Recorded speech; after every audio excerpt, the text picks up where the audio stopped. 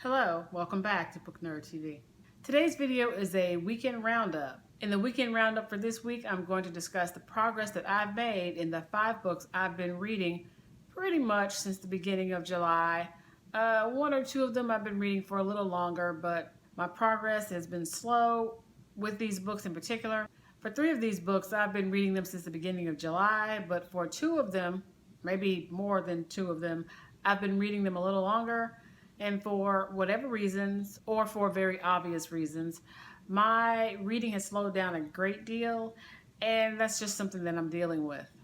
As I mentioned in my previous video, I'm reading Chintu Not Kintu, but Chintu by Jennifer Nansubga Makumbi. This reimagined history is told through the lineage, the descendants of Chintu, who we meet at the beginning of the story. I am finding this story to be interesting and intense, really just really well developed.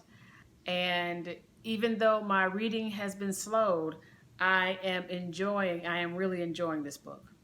And just as a reminder, I am participating in a read-along with Didi at BrownGirlReading. She's the one who is hosting and river guiding us through this event. So I've been at this for about 2 weeks, week and a half. If you're one of those very fast readers, maybe this is a book that you can sort of hop on board now and start reading and discussing.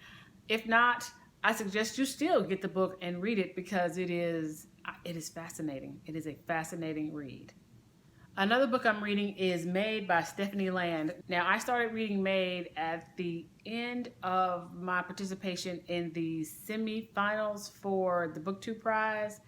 And this was one of the books that was included, I think, in the semifinals, just not one of the ones I had to read, but one of the ones that I was interested overall in reading. And so I had the opportunity to go ahead and get the book, so I got it. I've been reading Maid off and on, mostly off, honestly, within the last 2 weeks for sure. Again, nothing to do with the author.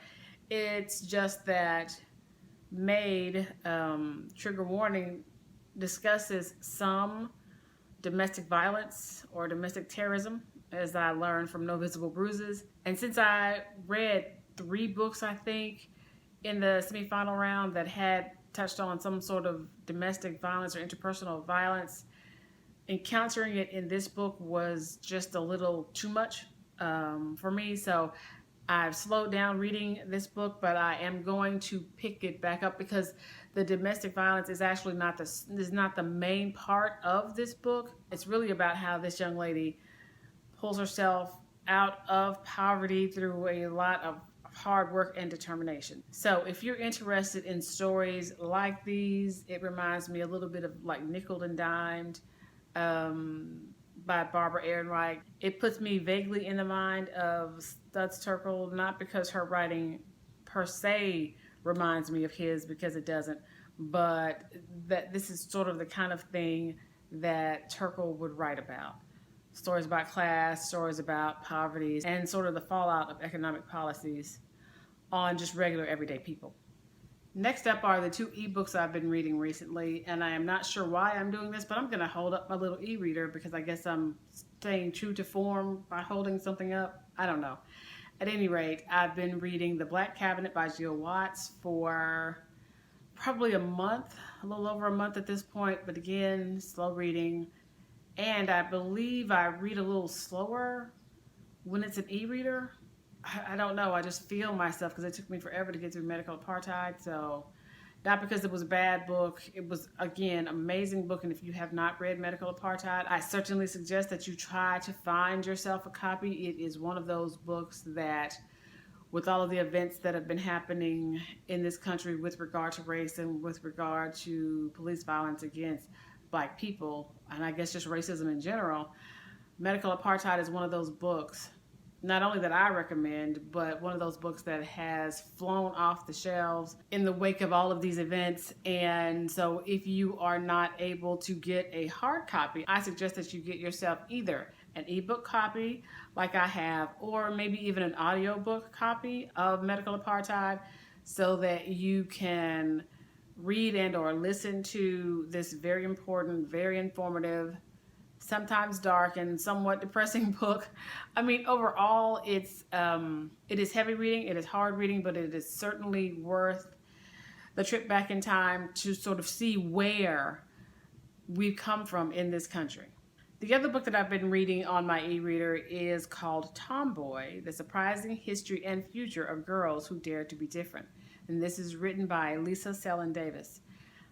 Tomboy, the title alone caught my eye, and I realize nowadays that the word tomboy can be considered or is considered to be sort of politically incorrect, or certainly not something that feminists or anti-feminist, not feminist, something certainly not PC per se. But I can remember growing up and being called a tomboy and sort of claiming that title.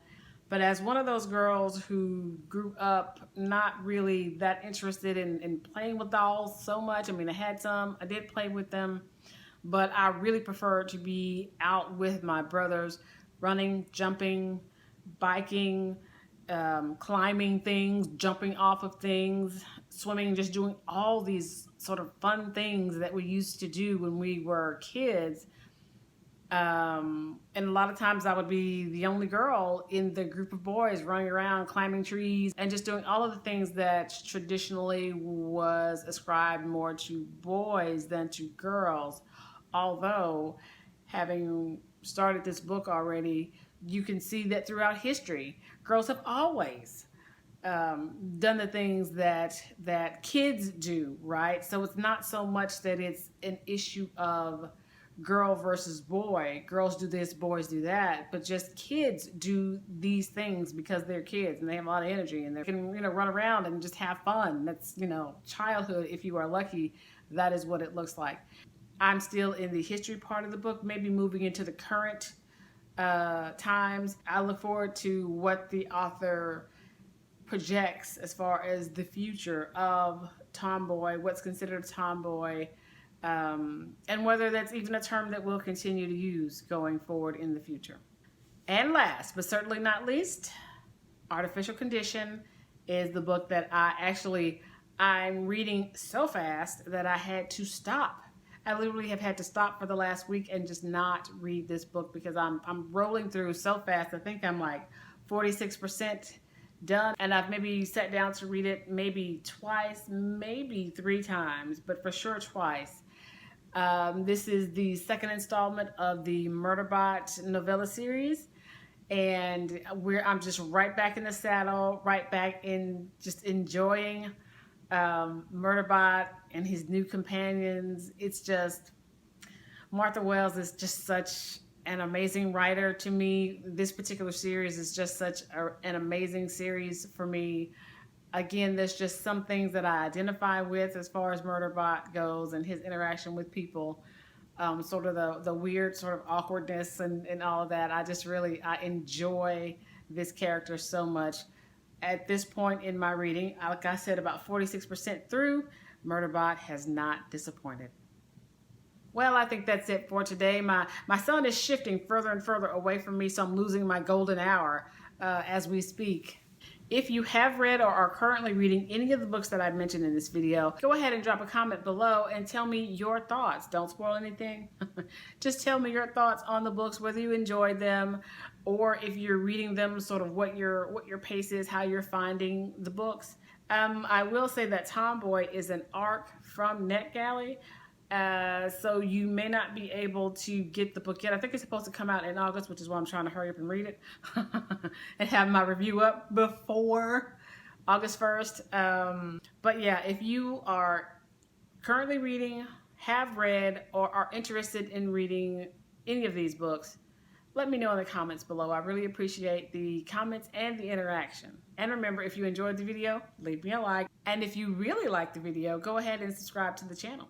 Thank you so much for watching. And remember to stay safe, use your PPEs, take care of your mental health and your physical health. And of course, Black Lives Matter.